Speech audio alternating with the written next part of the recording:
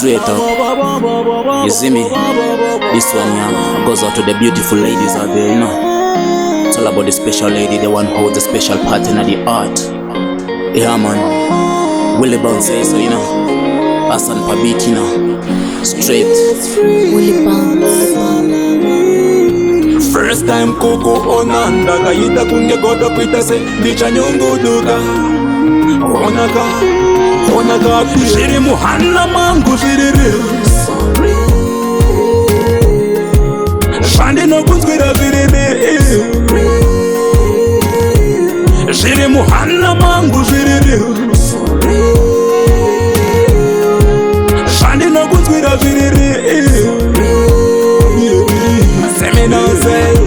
ndakagara ndazviwana kuturi number 1 wakada ini chete wakasarura ini 1 pauri ndakazvona pana competition muchifunga ndiri kunyepa dai wabvunza asan adai kunaka kwaibiwa iwe dai wakaenda kare onaka boys dress rogara kamatare kutanga kwanese iwe vasingazire kuti Willie Bounce ndiyaka zviri muhana mangu zviriri zvandinokunzwira zviriri shiri muhanna mangu shiriri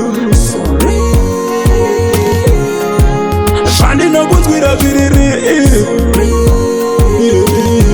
samizai apede shiri muhanna mangu ndizvo zvinotsanangura kuti waindichida uite amaimana oneka that kanodiwa nemunhu wese that's waindichida kuti uite amaimana pamunopamba ngirozi dzese dzopembera inini wacho ndiri padivi ndakazembera hapasisina mwe wanchazoda kutevera saka zviri muhanna mangu zviriri zviri muhanna mangu zvandinokunzwira zviriri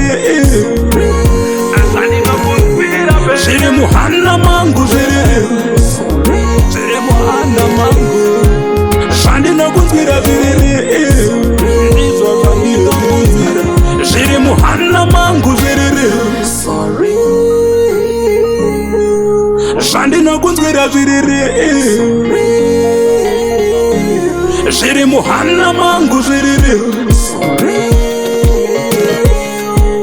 zvandinokunzwira zviriri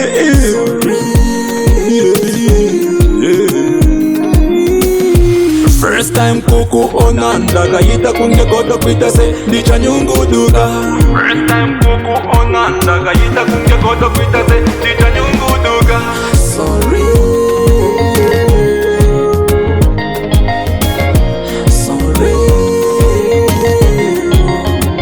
Willie Bounce.